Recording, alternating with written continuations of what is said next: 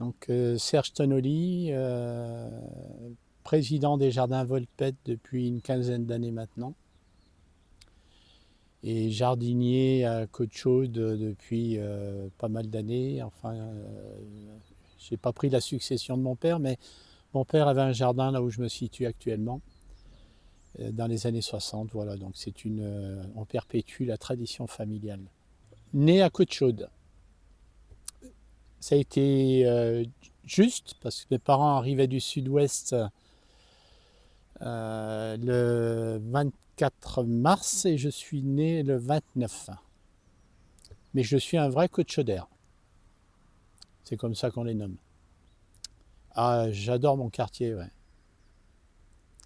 J'ai tous mes souvenirs, l'école maternelle en dessous. Euh, tout, tout représente la montée du cimetière, c'était l'aire de jeu quand on faisait du patin à roulettes. On allait, c'est pas bien ce que je vais dire, mais bon, on allait marauder dans les jardins d'ici ou de Michon, prendre quelques fraises ou des cerises quand c'était le moment. Et on se faisait courser dans les jardins, mais bon, ça c'était classique. Oui, alors c'est plus les maraudes comme autrefois, parce que les enfants ils sortent un petit peu moins.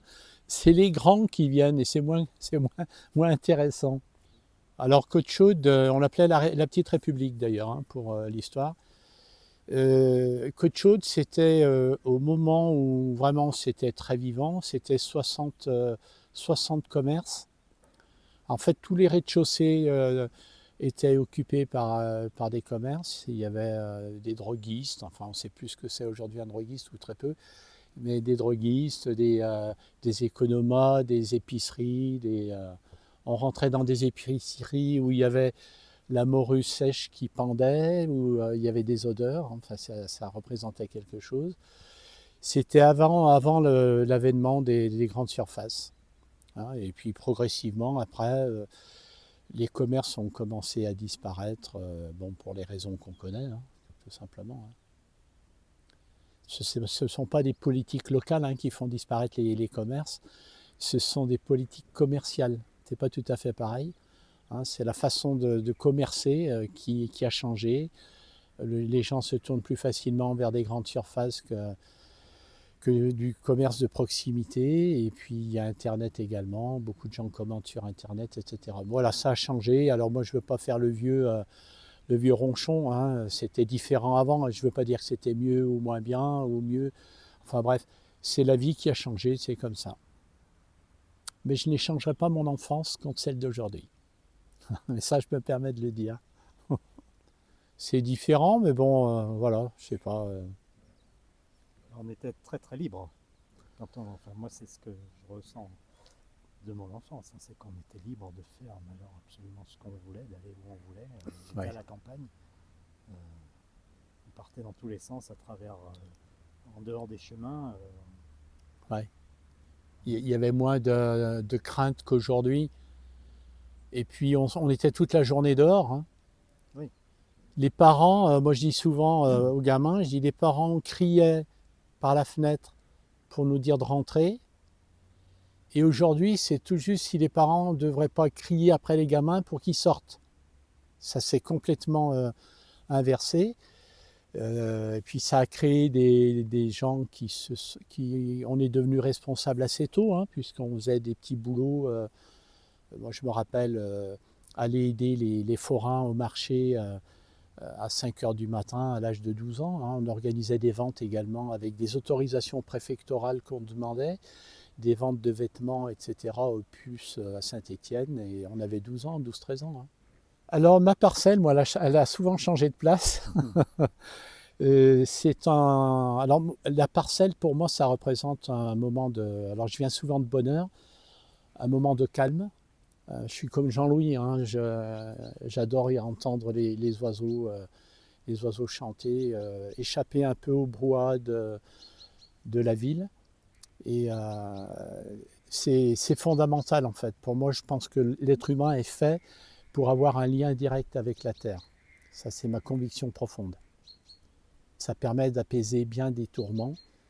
Et alors c'est pas le miracle absolu, hein, mais ça permet quand même de souffler dans le bon sens du terme. Alors mon rôle, la présidence des jardins Volpette. Je le dis souvent, le- la responsabilité que j'ai est une responsabilité qui est importante à l'extérieur de l'association, puisqu'à l'intérieur de l'association, nous sommes une bande de copains qui travaillent ensemble sans avoir une étiquette particulière. Donc, mais comme on vit dans une société où il faut qu'il y ait des représentants associatifs pour pouvoir travailler avec les collectivités locales, donc j'ai pris cette présidence à un moment où l'association vivait des instants un peu difficiles.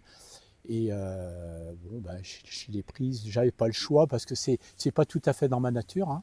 Moi, j'ai aimé la discrétion toute ma vie, mais bon, pour permettre à l'association de connaître des jours paisibles, j'ai accepté. Et puis bon, le jour viendra où il faudra bien que quelqu'un vienne prendre la relève.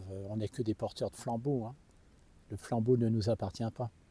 Alors l'historique, on le connaît bien, c'est donc comme disait Jean-Louis tout à l'heure, c'est Félix Volpette, hein, qui est le fondateur de cette association. Félix Volpette, ça nous situe au 19e, hein, donc 1894, où il pose les premiers jalons des jardins ouvriers à Saint-Étienne.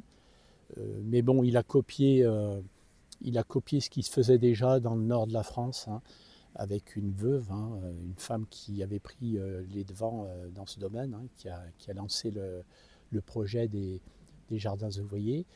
Et donc parce qu'initialement il distribuait des soupes aux nécessiteux, hein, puisqu'il y avait une crise économique qui était importante sur le bassin stéphanois.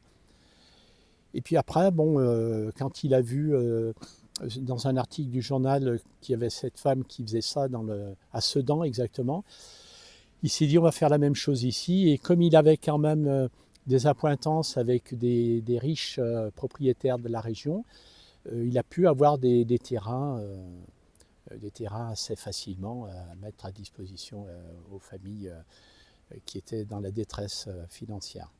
Voilà. Et là où on est, c'est un des premiers terrains acquis par Félix Volpette. Voilà. Là, on se situe fin du 19e, début du 20e. C'était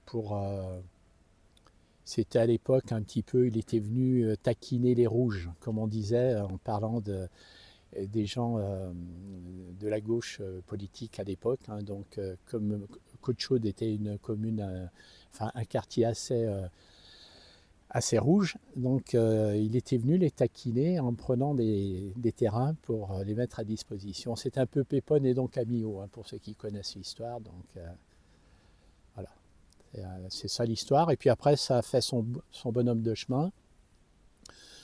Et on est très vite arrivé après, dans les années 20, avec les jardins familiaux de la Loire, on est très vite arrivé à 7-8 000 jardins, 7-8 000 parcelles au sortir de la Seconde Guerre mondiale.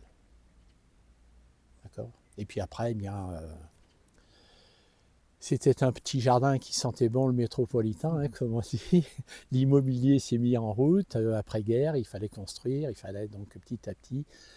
Il y a des terrains qui ont été grappillés au profit de l'immobilier, mais bon, ça, c'était inévitable. Mais bon, il reste actuellement environ 3000 parcelles de jardins ouvriers dans le bassin stéphanois. Alors c'était, contrairement à aujourd'hui, c'était une nécessité économique. Et quand j'étais gamin, c'était encore une nécessité économique, hein, puisque ce que le jardin produisait permettait d'améliorer le quotidien des familles. Aujourd'hui, on est plus dans un jardinage ludique, passe-temps. D'ailleurs, c'est pour ça que certaines parcelles sont peut-être un petit peu moins entretenues. On se bat, dans le bon sens du terme, on se bat un petit peu avec certains jardiniers qui ont tendance à privilégier les barbecues au travail de la terre. Et l'association, le but de l'association, c'est que les parcelles soient travaillées et qu'elles produisent des légumes de qualité et que ça puisse améliorer quand même le quotidien de certaines familles. Mais bon, ça reste une minorité qui ont vraiment la nécessité d'avoir ce complément alimentaire. On est plus, la majorité, on est plus sur un jardinage, on se rapprocher de la terre et puis manger effectivement des légumes de qualité. Parce que c'est le cas, hein, c'est vraiment des légumes de qualité. Mais moi, je peux vous parler de la mine, hein, si vous voulez.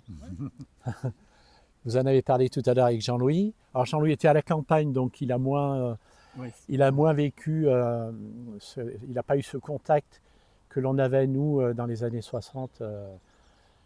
Donc moi, j'ai vu, hein, toute mon enfance, j'ai vu les mineurs revenir fourbus de fatigue, parfois un petit peu alcoolisés, mais bon, c'était un travail tellement difficile qu'on ne peut pas leur en vouloir, hein. Ils avaient une vie qui était une vie souterraine, qui était très compliquée.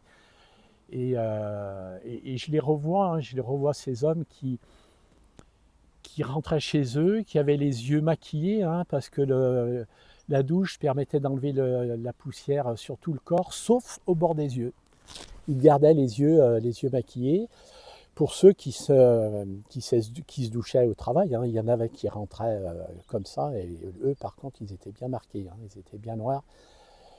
Et ça a été, moi, mon grand-père était mineur en surface, hein, puisqu'il a travaillé il chargeait les wagonnets qui ont fait les crassiers, hein, qu'on a derrière nous, enfin devant nous. Donc il a fait toute sa carrière lorsqu'il a migré d'Italie. Il a fait toute sa carrière à la mine en tant que mineur de surface, puisqu'il ne s'était pas habitué au fond. Et il est resté en surface et il a fait un travail harassant, hein, Et pour la petite histoire, c'est un homme qui avait 5 enfants, donc, et qui, pendant la guerre, ça parlera aux plus anciens, pendant la guerre, il doublait sa journée, c'est-à-dire qu'il faisait deux postes pour pouvoir nourrir ses enfants. Et moi, c'est ma maman qui me l'a raconté. Il lui arrivait de manger la peau des patates pour donner les pommes de terre à ses enfants. Et il a perdu 18 kilos pendant la guerre qu'il n'a jamais repris.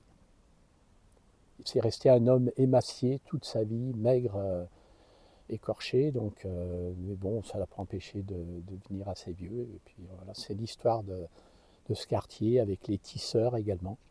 Le bruit des métiers à tisser. Les passementiers, oui. Il y en avait plusieurs sur Côte-Chaude. Alors certains, c'était une activité à temps complet. Pour d'autres, c'était un complément d'activité. Hein, Voilà, c'est l'enfance. Et puis les fréquentations avec les voisins, assis sur les chaises dans la rue. Voilà, pas de télévision, puisque c'était pas le moment encore. La télé, voilà, c'est une belle histoire en fait. Belle histoire. Vous gardez ça comme un bon souvenir? Ah oui, magnifique souvenir, ouais. Bah oui. Même si c'était pas facile tous les jours. Mais comme je l'ai dit tout à l'heure, je n'échangerai pas mon enfance contre celle des enfants d'aujourd'hui. Et j'ai parfois de la peine pour eux parce que bon, il me semble qu'il y a des choses qu'ils ne connaissent pas et qu'ils devraient connaître. Donc, mais bon, ça c'est la vie. Bah, pareil, hein, c'est une fête que j'ai toujours connue. C'est une fête qui est ancrée, j'ai envie de dire, dans l'ADN des Stéphanois, hein, même s'il y a pratiquement plus de mineurs vivants aujourd'hui, hein, des gens qui ont travaillé dans la mine, pardon. Et ceux qui restent, ce sont des gens qui ont très peu travaillé à la mine, hein. Moi, j'ai un copain d'enfance qui est un ancien mineur, mais qui a très peu travaillé à la mine. Mais c'est une fête qui va perdurer, hein, parce qu'on doit beaucoup aux mineurs stéphanois ou que ce soit en France. Hein. Ce sont des gens qui par leur diversité d'origine, ont profondément marqué la mentalité stéphanoise. Hein. C'est une mentalité que j'ai retrouvée moi dans le nord de la France, où j'ai travaillé également un petit peu à la mine, à Mont-Soleil-Mines, où j'ai retrouvé cette mentalité de solidarité des gens les uns avec les autres. Et c'est pour ça que je pense que la Sainte-Barbe a de belles années devant elle encore pour perpétuer l'histoire.